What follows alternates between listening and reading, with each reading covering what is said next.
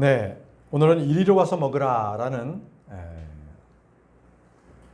제목으로 말씀을 살펴보도록 하겠습니다. 오늘 읽은 우리 본문을 보게 되면 보아즈는 아주 부유한 자였고요. 그리고 막강한 사람이었습니다. 그럼에도 불구하고 그는 이방인 여자였던 룻을 특별한 관심과 호의를 가지고 그녀의 어려움을 도왔습니다. 보아즈는 하나님의 말씀을 신실하게 믿고 실천하는 그런 믿음의 사람이었습니다. 하나님의 사람에게 있어서는요, 가난하고 소외된 사람을 어떻게 돕고 있고 어떻게 관심을 갖고 있느냐 하는 것이 결국은 그 사람의 믿음의 척도라고 보시면 됩니다. 아무리 믿음이 좋다고 하더라도요, 가난하고 소외된 자를 모르는 척한다, 그러면 믿음에 좋은 사람이 아니라는 거죠. 그러면 우리는 어떻습니까? 우리 상황이 좀 어떻습니까? 우리가 진정 하나님을 사랑하는 자입니까? 가난하고 소외된 이웃을 도울 때 하나님께서는 그때 우리의 믿음을 보시고 우리에게 큰 칭찬과 함께 많은 상급을 주시는 분이십니다. 우리가 예수 그리스도 앞에 서는 바로 그날에 상급과 보상을 잃지 않게 된다는 것이죠. 요한일서 3장 10절에 이것으로 하나님의 자녀들과 마귀의 자녀들이 명백하게 나타나느니라. 누구든 의를 행하지 아니하는 자는 하나님께 속하지 아니하나니 자기 형제를 사랑하지 아니하는 자도 그러하니라. 그러니까 형제를 사랑하게 되면 그 형제나 이웃을 돕게 되는 거예요. 이웃은 바로 우리 같은 믿음의 자녀들을 말합니다. 그들을 돕게 된다는 겁니다. 하나님께서는 주를 바라는 자들에게 많은 호의를 베풀어 주십니다. 보아즈 역시 이방인이었던 룻에게 여러 가지 호의를 베풀었습니다. 오늘 성경에도 나오지만 그가 베푼 호의가 무엇이었습니까? 먼저 룻에게 자기 밭에서 이삭을 주울 수 있도록 했지요.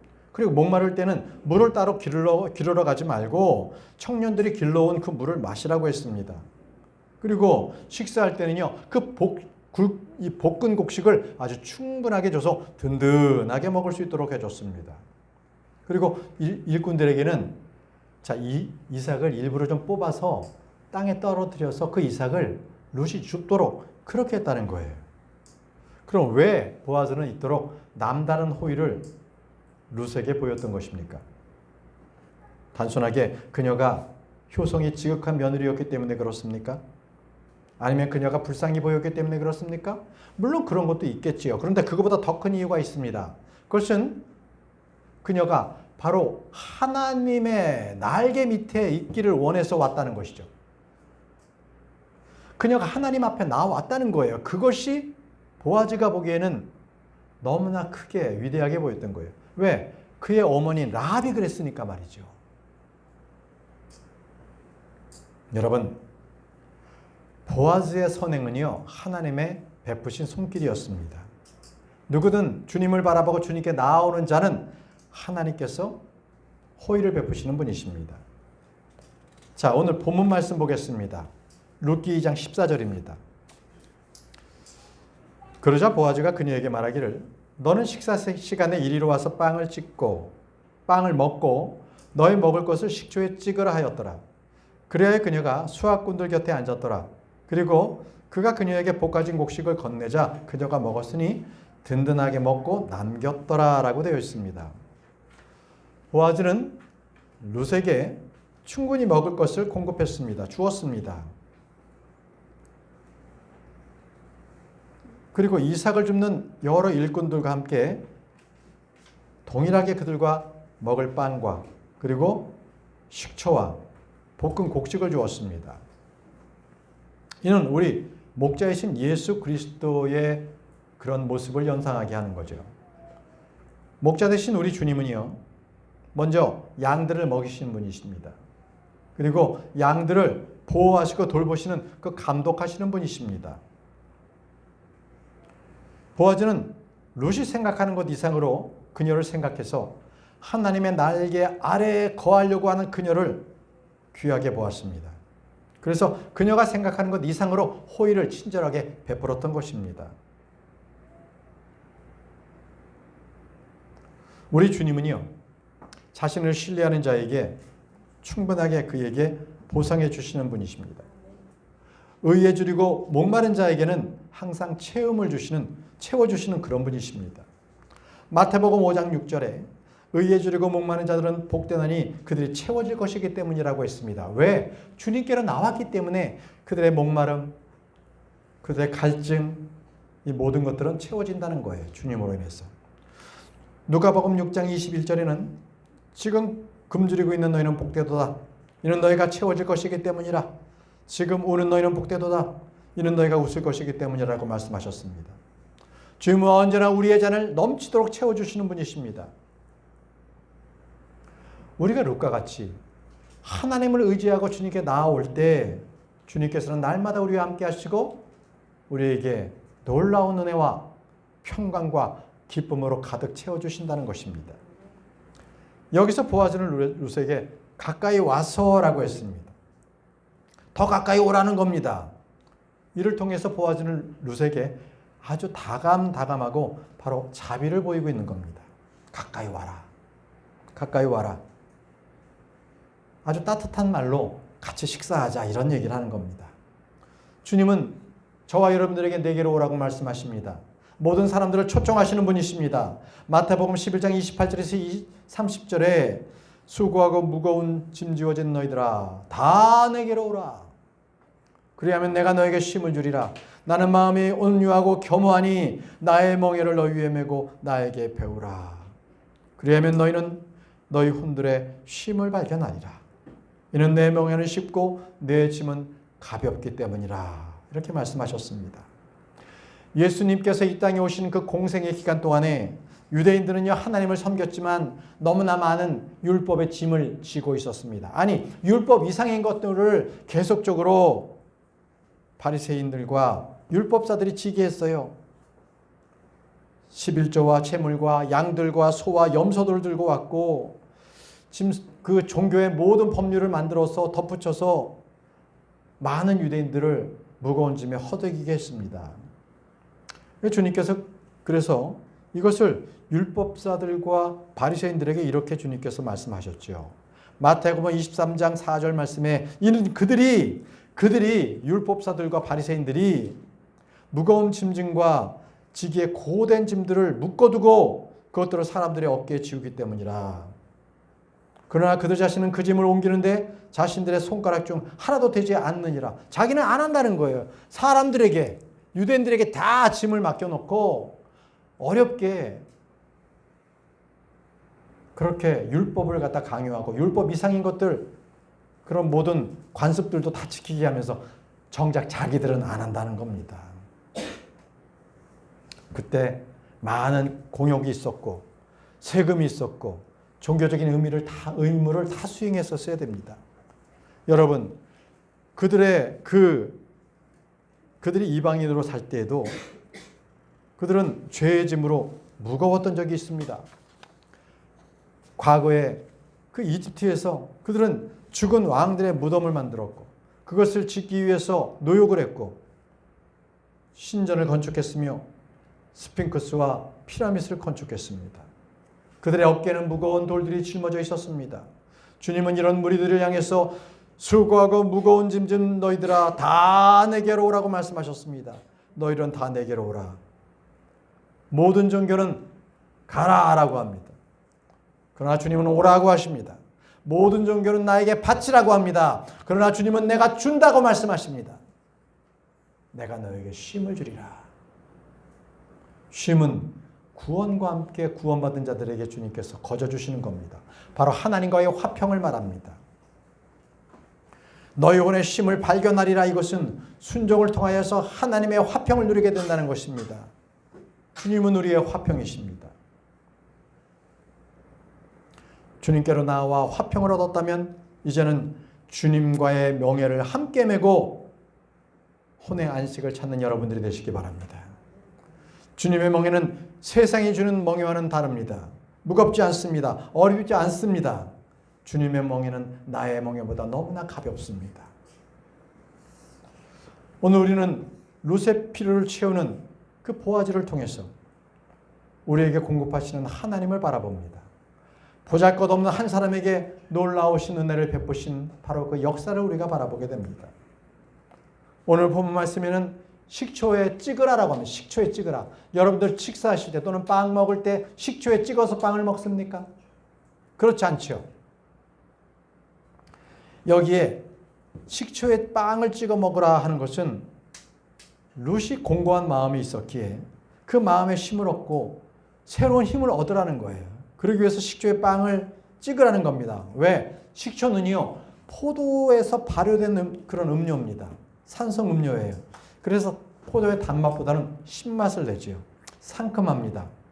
그런데 이것을 왜 딱딱한 빵에다가 찍어 먹습니까? 그것은 소화를 돕기도 합니다. 더 중요한 것은 무더운 낮 시간에 일을 하는 그런 일꾼들에게는 그 식초가 굉장히 기묘했어요. 피로회복에 도움이 됩니다. 식초가. 그래서 일꾼들이 더운 밭에서 쉬지 않고 일을 해야 할 때 바로 그 식초를 공급해서 빵을 식초에 찍어서 먹으라고 하는 거예요. 힘을 얻으라는 겁니다. 그래서 보아즈는 룻에게 이리로 와서 빵을 먹고 너의 먹을 것을 식초에 찍으라고 했습니다. 여러분, 여기서의 빵은 딱딱한 빵입니다. 근데 이 빵은요, 잠언 17장 1절 말씀에 사람의 마음을 다루기도 합니다. 잠언 10장 1절 보시면요, 마른 빵 한 입을 가지고 평온한 것이 희생제물들로 가득한 집에 분쟁이 있는 것보다 나으니라. 여기서 마른 빵은 버터나 기름이나 식초를 바르지 않은 그런 마른 빵을 말합니다. 희생제물들로 가득한 집이라는 것은 그만큼 희생제물을 드릴 수 있는 부유한 집이라는 걸 말하죠. 그런데 그런 집에 다툼이 가득해. 그렇다면 그것은 마른 빵을 먹고 그냥 마음만 평안한 가난한 집이 더 낫다는 겁니다. 근데 여러분 아십니까? 유대인들이 음식 제물을 드릴 때 말이죠. 근데 음식 제물을 드릴 때 기름이 없으면 드릴 수가 없다는 거예요. 그러니까 딱딱한 빵만으로서는 음식 제물을 주님께 드릴 수 없다는 겁니다. 레위기 2장 1절과 6절 말씀 보십시오. 레위기 2장 1절과 6절 말씀 보시면 여기가 지금 음식 제물을 드리는 그러한 제사법이거든요. 그리고 누군가 주께 음식 제물을 바치고 잘 때면 그의 제물은 고운 곡물 가루에서 취한 것이어야 하리라. 그런 다음에 그는 그것들 위에 기름을 따라 붓고 음식 제물을 드릴 때 그 빵에 기름을 부라는 거예요. 그러니까 딱딱한 빵만으로는 음식 제물을 드릴 수 없다라는 거죠. 그 위에 유황을 올릴지니라. 너는 그것을 여러 조각들로 나누고 그 위에 기름을 따라 부을지니라. 그것은 음식 제물이라. 음식 제물을 드릴 때는 음식과 함께 기름을 드리게 된다는 거죠. 자, 이제 보아즈가 그녀에게 볶아진 곡식을 건넸습니다. 자, 직접 건넨 겁니다. 룻이 보아즈에게 직접 볶은 곡식을 받았어요. 여러분, 우리 주님께서는요, 다른 사람의 어떤 행위를 통해서도 주시지만 중요한 것은 주님께서 직접 바로 그 사람에게 은혜를 베풀기를 원하신다는 겁니다. 직접 주시기를 원해요. 개인적인 접촉을 주님께서 원하십니다. 주님께서는 단순히 먹이고 입히시는 것에 만족하는 것이 아니라 그와 함께 교제하기를 원하신다는 것입니다. 그런데 지금 룻이 보아즈가 룻에게 준 것은 볶은 곡식이었습니다. 이걸 칼리라고 합니다. 칼리. 지금으로 말한다면 곡물로 된 시리얼 정도가 되겠죠. 곡물을 볶았잖아요. 시리얼이 볶은 거거든요. 이것은 이 고대 유대 민족들에게는 아주 일반적인 음식이었습니다. 이 사무엘 상에서도 보게 되면요, 그때 이 볶아진 곡식을 전쟁터로 보낸 것을 볼 수가 있어요. 사무엘상 17장 17절 말씀 보시면 이세가 자기 아들 다윗을 통해서 자기 형들이 있는 바로 다윗, 이 골리앗과 싸움을 하는 그 전쟁터에 다윗을 보낼 때에 이 볶아진 곡식을 같이 가져가서 형들에게 주라고 합니다.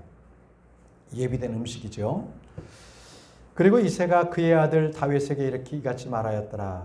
이제 너희 형제들을 위하여 이 볶아진 곡식의 1에파와 이 빵 덩이 10개를 취해 너희 형제들이 있는 진영으로 달려가라고 했죠. 여기서 볶아진 곡식 1에파가 나옵니다. 중요한 거예요. 바로 전투 중에서 전투 식량으로 먹으라는 겁니다. 여러분, 지금 보아즈가 룻에게 준 이 볶은 곡식은 어떤 의미가 있겠습니까? 이것은 또 예수 그리스도를 예표하기도 합니다. 이 볶아진 음식이. 여러분, 이 곡식이라는 것은 사람의 몸을 입고 오신 예수 그리스도를 보여주고 있어요. 그것은 바로 사람들에게, 인간에게 필요한 생명의 빵 되시지 않습니까? 예수 그리스도께서 그 생명의 빵을 의미합니다. 주님께서는 그것을 위해서 낮고 천한 사람의 몸을 입고 이 땅에 오셨습니다. 여러분, 그런데 이 곡식이 말이죠, 그냥 곡식 상태로 있으면 안 되잖아요. 볶아지기 위해서는 불로 태워져야 합니다. 불로. 이건 역시 예수 그리스도를 예표하는데요. 곡식이 볶아지기 위해서 불로 태워지는 것 같이 예수 그리스도께서도 하나님의 진노의 그 불을 우리 대신에 받으셨다는 거예요. 예수님께서 십자가상에서 목마르다라고 하셨잖아요. 불로 태워졌기 때문에. 그 지옥의 그 뜨거움을 몸소 십자가에서 경험하신 거예요. 목마르다. 누가복음 16장에서도 부자가 그것에서 물 한 방울을 내 혀에 찍어달라고 했잖아요. 너무 뜨겁고 고통스러워서 물이 마시고 싶었던 거예요. 자, 이 볶아진 곡식은 바로 예수 그리스도를 예표하고 그분의 죽음을 예표합니다. 또한 그것은요, 하나님께 향기로운 예물이 됩니다. 이 볶아진 곡식은요, 그냥 곡식이면 안 돼요. 묵혀둔 정부이면 안 된다는 거예요. 바로 그 해당, 바로 그때 이삭을 추수한 바로 그 볶아진 곡식이 첫 열매여야 된다는 거예요. 첫 열매. 레위기 2장 14절에 그리고 만일 내가 너의 첫 열매들입니다. 음식 제물을 주께 바친다면 너는 너의 열매들 중 음식 제물로서 불에 말린 곡식의 푸른 이삭들이라고 했습니다. 곧 알찬 이삭들에서 탈곡된 곡식을 바치라는 거예요. 그러니까 음식 제물은 그냥 드리는 게 아니라 새로 추수한 바로 푸른 이삭들에서 난 그것을 불로 말린 그 곡식을 드리라는 거예요. 자, 여기서 이 첫 열매들이라고 했잖아요. 우리 주님께서는요, 죽은 자들로부터 첫 열매가 되신 분이에요. 고린도전서 15장 20절 말씀에 그러나 이제 그리스도께서 죽은 자들로부터 살아나셨고 잠자던 자들의 첫 열매들이 되셨느니라고 했습니다. 죽었던 자들, 잠자던 열매의 첫 열매라는 것은 부활을 첫 번째 하신 분이 예수 그리스도시라는 거예요. 그 열매들이라고 하는 것은 주님과 함께 부활하게 되는 그 모든 성도들을 말합니다. 여러분들은 부활하셨어요? 예수 그리스도를 믿습니까? 그러면 여러분들은 부활을 경험하게 될 거예요. 이제 주님으로부터 주신 그 은혜를 받아서 여러분들은 그 은혜를 누리세요. 그리고 주님을 만나고 주님께서 다시 우리를 부활케 하시고 그리고 살아있을 때 주님께서는 우리를 휴거시킬 겁니다. 그리고 우리는 주님을 만나게 되는 겁니다. 여러분, 여기 지금 14절에는 든든하게 먹고 남겼다라고 합니다. 이는 단지 룻이 자기의 배고픔을 간신히 면할 정도가 아니라 배가 퉁퉁하게 부를 정도로 아주 많이 배불리 먹었다는 겁니다. 여러분, 사람은요, 배가 불러야 다른 사람의 도움을 생각할 수가 있어요. 다른 사람의 필요를 생각할 수 있다는 것이죠. 여기서 우리는요, 오병이어로서 많은 사람들의 먹을 것을 충족하셨던 예수 그리스도를 우리가 생각하게 됩니다. 마태복음 14장 20절에 그러자 그들이 다 먹고 배가 채워졌더라. 그런 다음에 그들이 남은 조각들을 12바구니에 가득 거두었더라라고 말씀하십니다. 여러분, 은혜로 주어지는 것은 바로 이겁니다. 그냥 간신히 얻는 것이 아니라 다 채우고도 남는 게 바로 은혜로서 얻는 일들입니다. 은혜는요, 우리의 필요가 아무리 큰 것이라 할지라도 그것을 충족합니다. 충족하고도 남습니다. 어떠한 문제라 할지라도 주님께서는 그것을 완전하게 충족시키고 남는 은혜를 우리에게 주시는 분이십니다. 자, 이제 룻이 보아즈에게 받은 그 곡식, 이것을 먹고 배불리 먹고 남겼다고 했습니다. 그 은혜는 하나님께서 우리에게 베푸신 은혜와도 같습니다. 그 은혜는 당면한 문제를 해결하고도 남습니다. 넘치는 축복을 우리에게 주신다는 것입니다. 그래서 사도 바울은 에베소서 3장 20절에 하나님을 이렇게 말씀합니다. 이제 우리 안에서 역사하시는 권능을 따라 우리가 구하거나 생각하는 것 뭐 이상으로 지극히 넘치게 행하시는 분께라고 했습니다. 지극히 넘치게 행하시는 분, 바로 그분이 하나님이십니다. 그런데 여러분, 왜 이런 말씀에도 불구하고 오늘날 많은 성도들이 왜 그토록 풍성한 하나님의 은혜를 누리지 못하고 있는 것일까요? 왜 궁핍하고 왜 하나님의부터 그 은혜를 받지 못하고 무기력한 삶을 살고 있는 것입니까? 그것은 바로 하나님의 은혜를 우리가 바라지도 구하지도 않고 살기 때문에 그렇습니다. 야고보서 4장 2절에서 3절 말씀에 너희가 절실히 바라도 갖지 못하며 너희가 죽여서 갖고자 갈망하여도 얻어낼 수 없느니라. 너희가 싸우고 전쟁하여도 여전히 너희가 갖지 못하느니라. 이는 너희가 구하지 않았기 때문이라. 너희가 구하여도 받지 못하나니 너희가 그것을 너희 정욕들에 소진하려고 잘못 구하기 때문이라 라고 했습니다. 여러분, 모든 은혜에서 풍성하신 우리 하나님께서는 이미 우리가 받을 그 은혜를 다 준비해 놓고 계십니다. 문제는 우리가 그 은혜를 바라지도 구하지도 않기 때문에 그것을 받지 못한다는 것입니다. 여러분들에게 어떤 문제가 있습니까? 주님께 은혜를 간구하시기 바랍니다. 우리가 어떤 문제가 생길 때 낭망하거나 그리고 절망하지 마시고요. 그것을 주님께 은혜로 간구하십시오. 그랬을 때 반드시 주님께서 그것을 충족하게 채워주시고 그 문제를 딛고 이겨 나갈 수 있도록 도와주실 것입니다.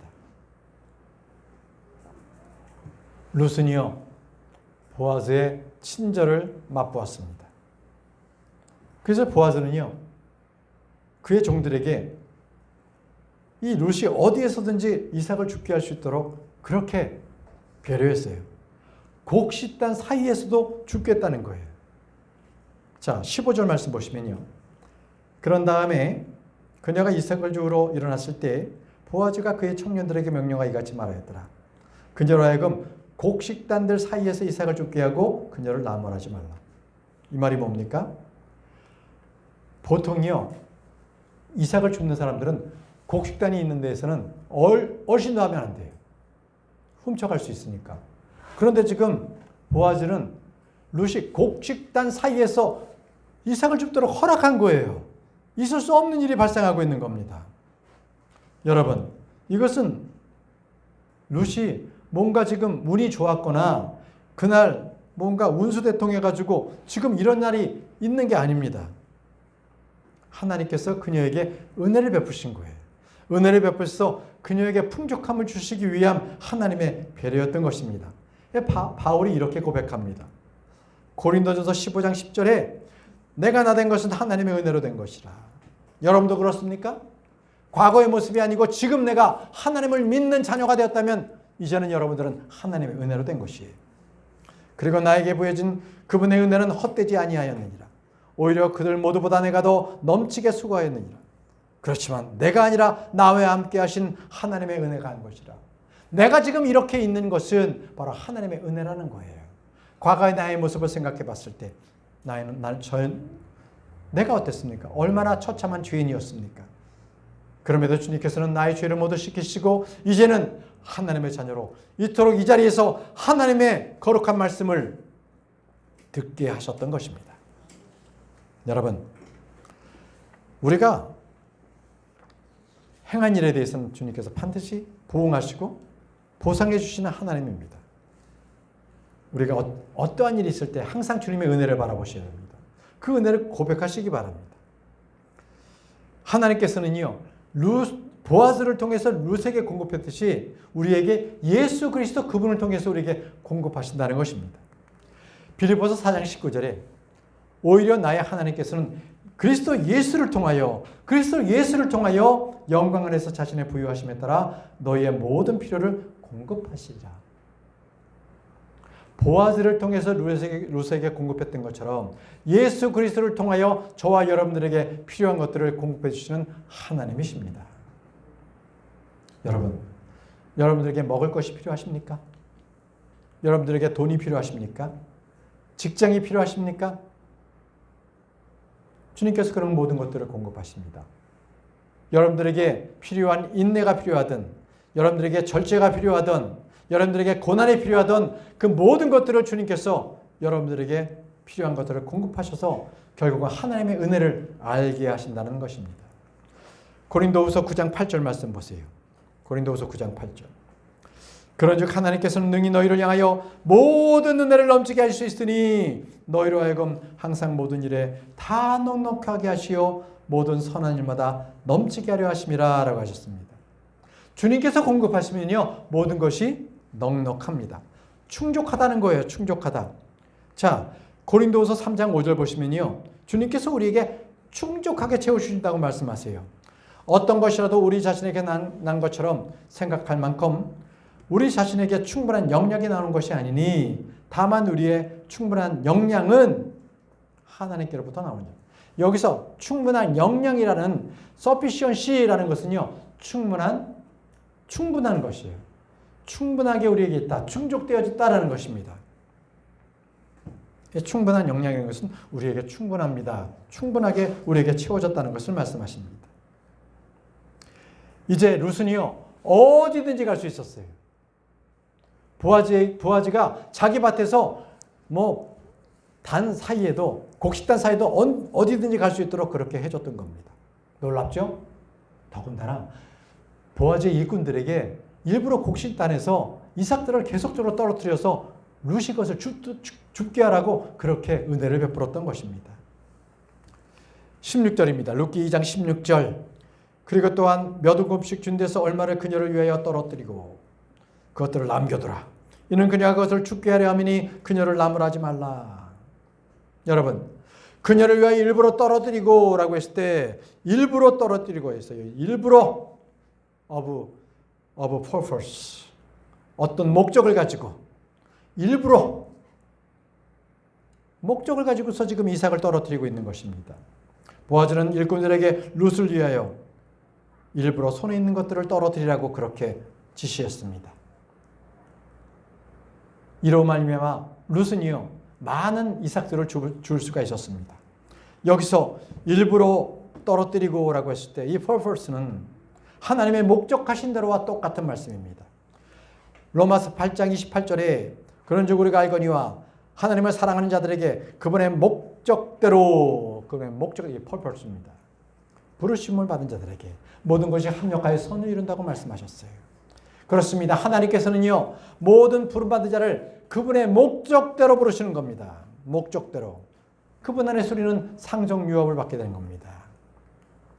에베소 1장 11절 말씀. 에베소 1장 11절 말씀에 그분 자신의 뜻의 계획에 따라 그 모든 것들을 이루시는 그분의 목적대로 우리가 예정되었습니다. 그분 안에서 또한 우리가 유산을 획득하였느니라. 이것이 다 하나님의 목적하심입니다. purpose. 일부러 저와 여러분들을 위해서 일부러 이삭을 떨어뜨리듯이 하나님께서는 그 목적을 우리에게 가지고 계신 것입니다. 그러면 여기서는요, 하나님의 이 목적은요, 저와 여러분들이 살아가는데 어디에서든지 발견될 수 있다는 거예요. 단순히 우리가 그것을 느끼지 못하고 이해하지 못하고 지나갈 때가 많은 것뿐인 것입니다. 우리 주님께서는요, 말씀을 하나하나 기록해 놓으신 것들을 통해서도요, 그래서 놀라운 은혜가 있어요.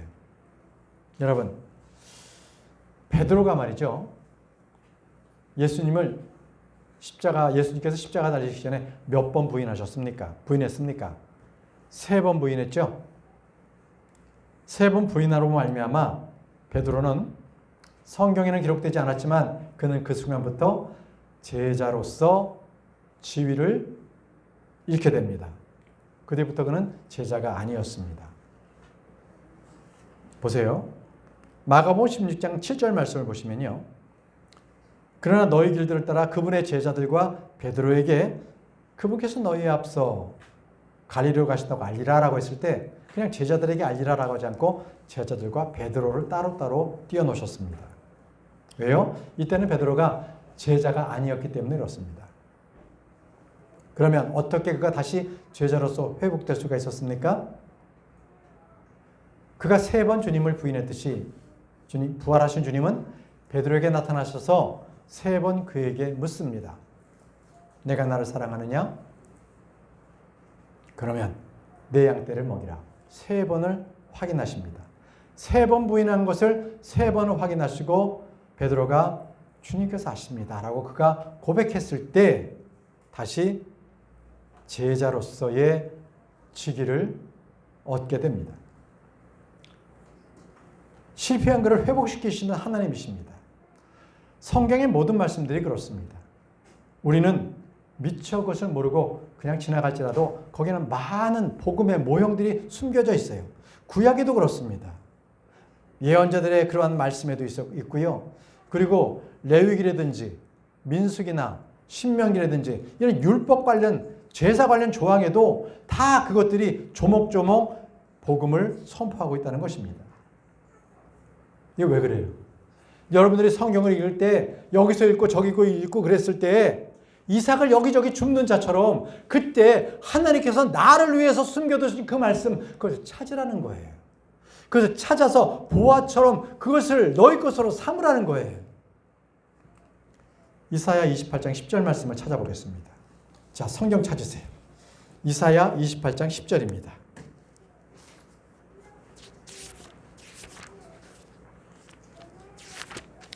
이사야 28장 10절.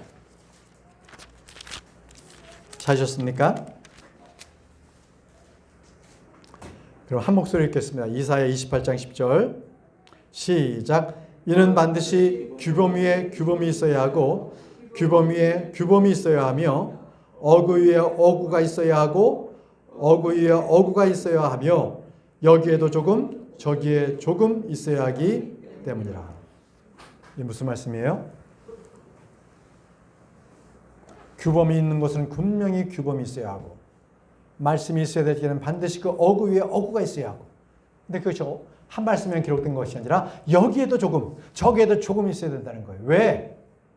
이삭을 줍는 것처럼 우리는요 성경을 말씀을 읽을 때 그 보화를 캐듯이 그렇게 읽어야 돼요. 여기에서 조금 저기에도 조금 성경 말씀이 나타나는 것을 우리가 찾으라는 거예요. 우리는 지금 성경을 읽을 때 이삭 줍기를 해야 된다는 것입니다. 그것이 바로 하나님의 뜻이에요. 성경 많은 곳에 하나님께서는 이삭을 떨어뜨려 놓으셨어요. 저와 여러분들은 룻이 이삭을 줍는 것처럼 여기에서 조금 저기에서 조금 그렇게 하나님의 말씀을 그렇게 주셔야 합니다. 근데 이 줍는 게 내가 어느 정도 주셨으면 그만해야지 그렇지 않아요. 그 격차는 사람마다 다 다릅니다. 만나를 주었을 때 이스라엘 백성들을 보세요. 그들이 많이 거두는 자도 적게 거두는 자도 결코 부족함이 없다고 했잖아요. 사람에 따라서 그렇게 거두라는 거예요. 아무리 많이 거둔다고 할지라도 하나님의 공급하시면 부족함이 없습니다. 여러분, 이 말씀을 통해서 여러분들은 하나님의 지혜를 깨닫길 바랍니다. 그래서 나에게 주신 그 은혜를 여러분 많이 그렇게 찾으시기 바랍니다. 성경에서요. 자, 룻기 17장 말씀, 2장 17절 말씀입니다. 그래 그녀가 밭에서 저녁 때까지 이삭을 주었고 자신이 죽은 것을 탈곡하였으니 약볼이 1에파였더라 라고 했습니다. 저녁 늦게까지 룻이 곡식 이삭을 주었습니다. 그리고 봤더니 그 양이 한 부대자루가 됐는데 1에파, 22리터 정도, 한 12대 정도가 됐던 것이죠. 많이 주었습니다. 이른 아침부터 해가 질 때까지 주었기 때문에 그렇습니다. 여러분, 룻은요, 이 이삭을 주울 때 하나, 두 개 주우면서 자기 신세를 한탄했을까요? 저기에 보면 곡식단이 많이 쌓여서 와, 저 곡식단 많은 사람들은 부자겠네.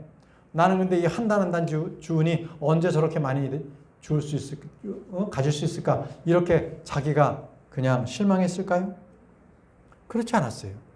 룻은요, 아침부터 저녁 늦게까지 계속적으로 이삭을 줍기 시작했습니다.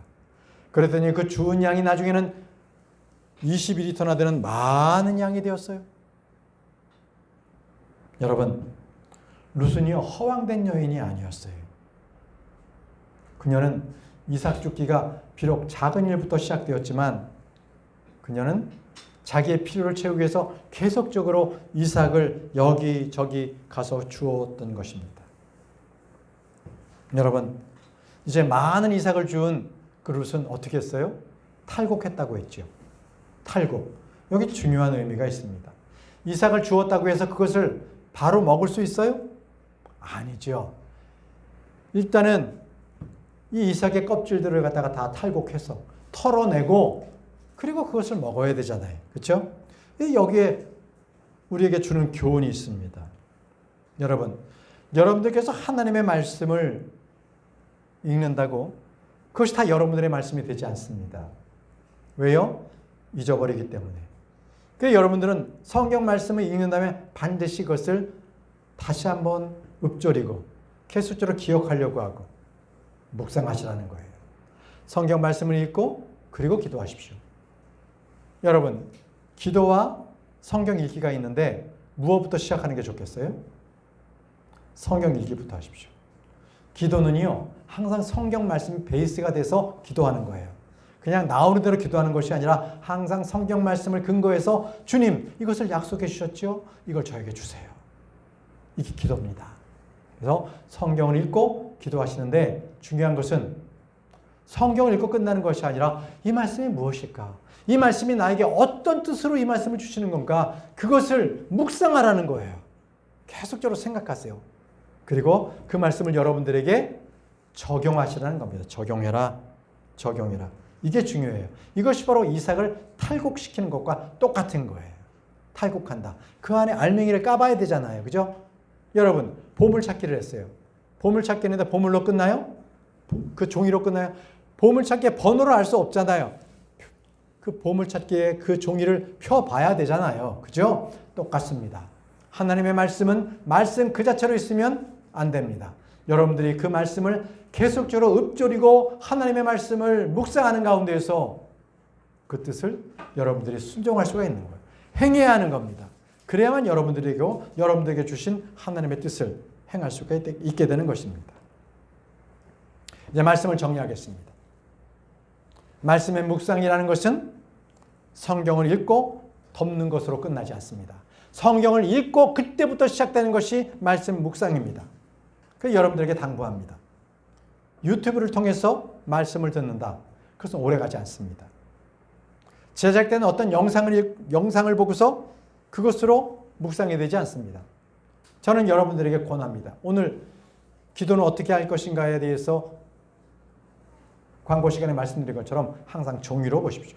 책으로 되어 있어야 합니다. 전자 파일로 된 것은요, 기록될 수가 없어요.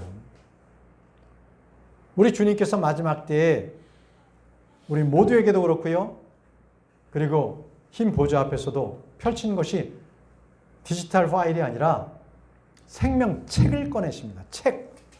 지금 인쇄된 책을 꺼내시는 거예요.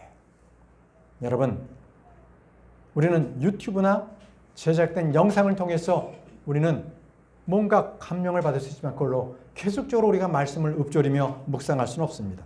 항상 성경책을 읽고 그 말씀을 묵상하시기 바랍니다.